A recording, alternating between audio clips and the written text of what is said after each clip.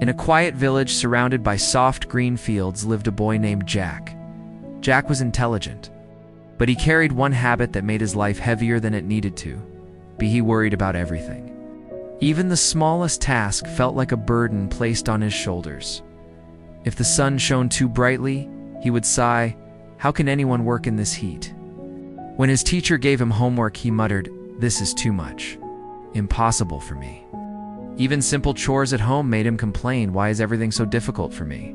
Day after day, Jack's worries grew louder. His complaints followed him everywhere like shadows, and slowly, people around him began stepping away. No one enjoyed being with someone who only saw problems, even where solutions already existed.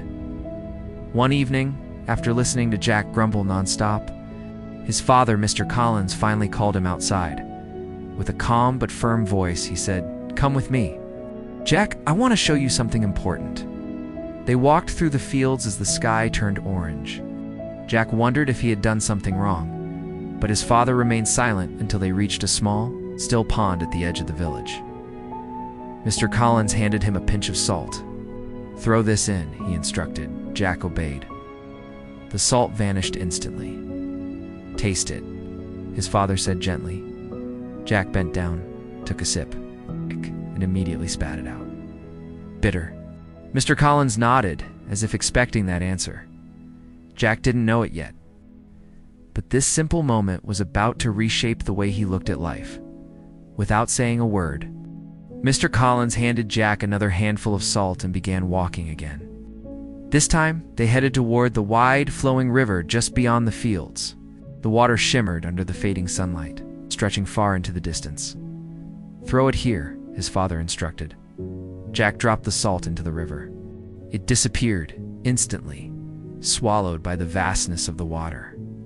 "Now taste this water." Jack cupped his hands, scooped up some of the river water, and took a sip. His eyes widened in surprise. "It's fresh. I can't taste the salt at all."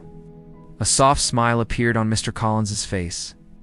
"Jack," he began gently, "life's problems are like that salt. They will always be there, and their amount doesn't really change." Jack listened carefully. "But the way they affect you," his father continued, "depends on the size of your heart.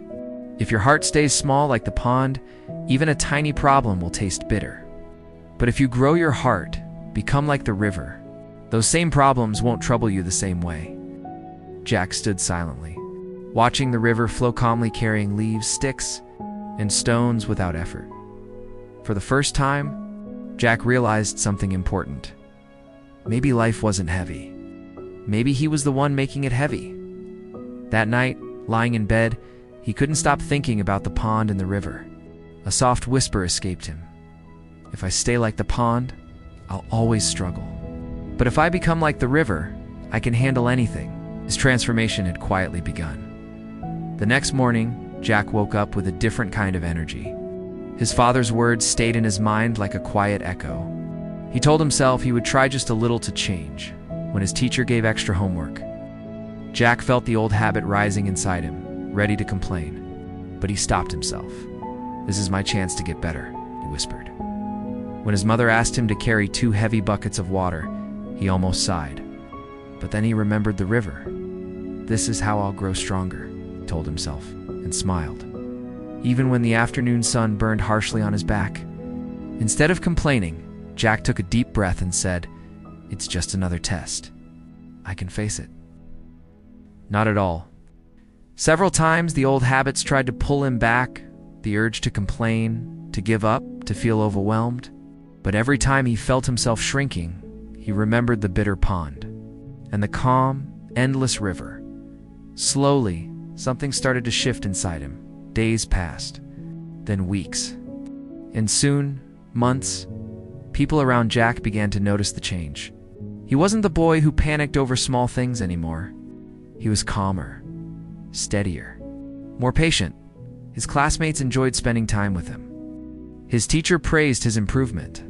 His mother admired his new attitude, and Mr. Collins watched proudly from a distance, knowing his son was finally understanding the heart of the lesson. Most importantly, Jack felt lighter deep inside. Problems still came, chores, schoolwork, unexpected challenges. But he didn't drown in them anymore. He flowed through them, just like the river he had learned from. Jack was becoming stronger not because life changed, but because he did. One calm evening, as the sun dipped behind the distant hills, Jack walked toward the river that had once taught him the most important lesson of his life. The golden light reflected across the flowing water, making it look endless, peaceful. Alive, Jack sat on a smooth rock near the bank and watched the river carry leaves, twigs, and tiny stones without stopping or struggling. Everything flowed forward with ease. For a moment, Jack closed his eyes and smiled. He remembered the bitterness of the pond, the freshness of the river, and the shift that had begun inside him the day he understood the difference.